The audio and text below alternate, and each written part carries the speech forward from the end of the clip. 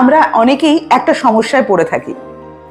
যখন আমরা বাজার থেকে নতুন জুতো কিনি, নতুন জুতো কেনার পর যখন আমরা সেটাকে পরে থাকি, যে কোনো রকমের জুতো হতে পারে, যখন আমরা পরছি বেশি বড় নিলে তো পা থেকে খুলে যাবে, আবার সাইজ মতো নিতে গেলে কি হয়, চলতে চলতে পায়ে ফোস্কা পড়ে যায়। সেটা কিন্তু ভীষণ কষ্টদায়ক, যন্ত্রণাদায়ক। প্রথম কথা, যাতে আমাদের এই নতুন জুতো পরে যাতে আমাদের পায়ে কোনো ফোস্কা না পড়ে, তার জন্য আমাদের নারকেল তেল ইয়া মোম আমাদের জুতোর মধ্যে একটু মানে সাইডে যেখানে সম্ভাবনা থাকে সেখানে লাগিয়ে দিতে হবে। তাহলে অনেকটা রেহাই পেতে পারি এই ফোস্কার হাত থেকে। আর যদি আমাদের পায়ে ফোস্কা পড়ে যায়, তাহলে সেটাকে সুন্দরভাবে ট্রিটমেন্ট করতে হবে বাড়িতে আসার পর।